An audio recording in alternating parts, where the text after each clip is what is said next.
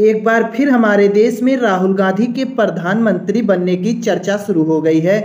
दरअसल आंध्र प्रदेश के पूर्व मुख्यमंत्री जगन मोहन रेड्डी हैं। जगन मोहन रेड्डी ने मीडिया में आकर कह दिया कि राहुल गांधी और चंद्रबाबू नायडू के बीच गुप्त मीटिंग चल रही है। जगन मोहन रेड्डी ने बस इतनी सी बात कही, उसके बाद हमारे देश की मीडिया में भरभरा कर यह न्यूज आने लगी कि राहुल गांधी प्रधानमंत्री बनने जा रहे हैं। जगन मोहन रेड्डी ने कहा कि तेलंगाना के मुख्यमंत्री रेवंत रेड्डी के माध्यम से इन दोनों नेताओं के बीच मीटिंग चल रही है। जगन मोहन की माने तो इन दोनों नेताओं के बीच जो गुप्त मीटिंग चल रही है उसकी अगुवाई जो है तेलंगाना के मुख्यमंत्री रेवंत रेड्डी कर रहे हैं। तो ऐसी स्थिति में यह जानना बेहद आवश्यक हो गया कि चंद्रबाबू नायडू के आने से क्या राहुल गांधी प्रधानमंत्री बन जाएंगे। क्या राहुल गांधी का सहयोग अगर चंद्रबाबू नायडू कर देते हैं तो राहुल गांधी का प्रधानमंत्री बनना साकार हो जाएगा। चंद्रबाबू नायडू के सहयोग से राहुल गांधी प्रधानमंत्री बन पाएंगे कि नहीं बन पाएंगे, उस पर चर्चा करने से पहले देख लीजिए कितनी ज़्यादा हमारे देश की मीडिया बिना आधार के ही खबर चलाने में तेज है। थोड़ी सी गुनगुनाहट हुई कि हमारे देश पे एकदम भरभराक न्यूज आने लगी। अभी स्पष्ट भी नहीं हुआ था कि इन दोनों नेताओं के बीच कौन सी मीटिंग चल रही है, लेकिन हमारे देश की मीडिया कितनी ज़्यादा एडवांस है आप देख सकते हैं। अभी चंद्रबाबू नायडू पूरी तरीके से संपर्क में आए नहीं, लेकिन हमारी इस बहन को लगने लगा है कि नीतीश कुमार भी साथ आने को तैयार। राहुल के संपर्क में चंद्रबाबू नायडू, नीतीश भी आने को तैयार। कितनी ज़्यादा एडवांस है हमारे देश की मीडिया। राहुल के संपर्क में नायडू, मोदी सरकार गिर जाएगी।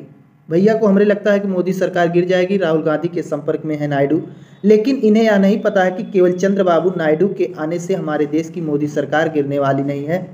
अगर राहुल गांधी को प्रधानमंत्री बनाना है तो उसके लिए और भी कुछ करने की ज़रूरत है। हम इस वीडियो में देखेंगे कि क्या करने की ज़रूरत है। राहुल के संपर्क में आए नायडू, मोदी शाह के छूटे पसीने। देख लो हमारे देश की मीडिया कितनी एडवांस हो रही है। ये सब हमारे गोदी मीडिया का असर है। इन जो छोटे छोटे पत्रकारों के ऊपर गोदी मीडिया का असर है। ये लोग भी गोदी मीडिया से सीख रहे हैं कि किस प्रकार चैनल पर व्यूज बढ़ाया जाता है। इस सब गोदी मीडिया का असर है। एनडीए के सहयोगी दल तलाश रहे ठिकाना। भैया उन्हें काहे तलाशना पड़ेगा ठिकाना, वो तो खुदे मंत्री बने बैठे पड़े हैं। तलाशे वो ठिकाना जिसे कोई पद मिला नहीं है। नायडू की राहुल से फोन पर बात, मोदी के पैरों तले खिसकी जमीन। बाप रे बाप, मोदी के पैरों तले खिसकी जमीन। मोदी के पैरों तले जमीन रहबे नहीं करती, कारपेट रहता है, महंगा महंगा कारपेट लगा रहता है भैया। तो ऐसी स्थिति में हम देख लेते हैं कि क्या चंद्रबाबू नायडू के आने मात्र से ही राहुल गांधी प्रधानमंत्री बन पाएंगे कि नहीं। लोकसभा चुनाव 2024 में एनडीए को 293 और इंडिया गठबंधन को 234 सीटों पर जीत मिली है।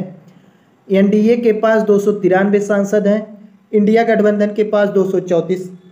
अगर चंद्रबाबू नायडू एनडीए का साथ छोड़ते हैं, अर्थात अपने 16 सांसदों को लेकर वो राहुल गांधी के साथ जाते हैं, इंडिया गठबंधन में शामिल होते हैं, तो एनडीए से 16 सांसद कम हो जाएंगे।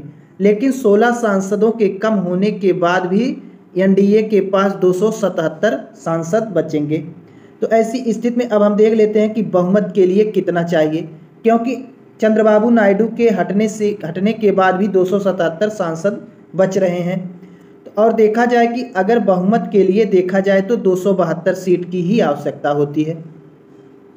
लेकिन एनडीए के पास चंद्रबाबू नायडू के हटने के बाद भी कितने लोग बच रहे हैं, 277। यानी चंद्रबाबू नायडू के हटने से कोई भी फर्क नहीं पड़ने वाला है वर्तमान मोदी सरकार को।